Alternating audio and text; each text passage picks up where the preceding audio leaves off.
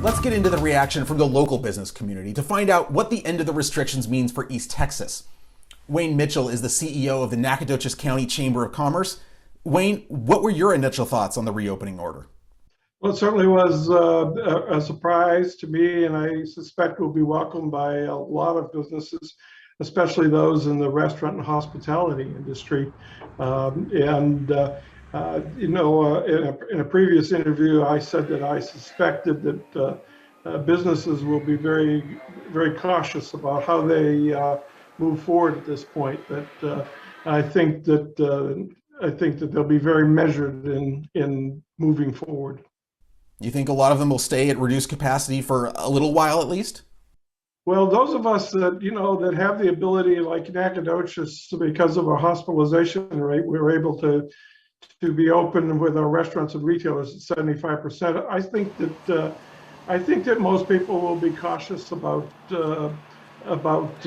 moving too far too fast, and do the prudent thing, which is interpreting the governor's remarks in a responsible way.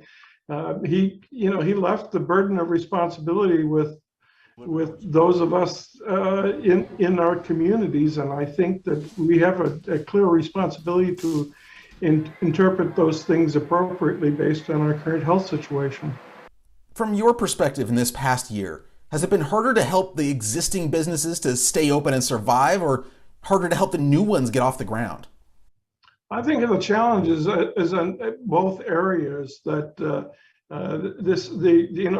any business today, especially those where the margins are smaller, really struggles under certain circumstances. When you limit capacity, it certainly is a challenge to try to keep people employed and to make a profit and to pay the bills.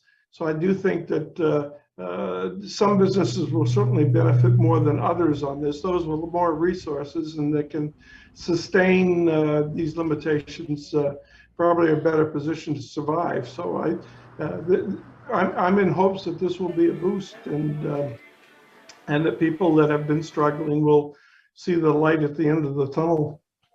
Nacogdoches certainly isn't just a college town, but how much does the university and having all those kids around help as far as keeping the economy afloat? Oh, certainly SFA is an economic driver for this region here, and fortunately for us, the leadership over there, starting with Dr. Gordon, has been very creative in keeping the institution going, and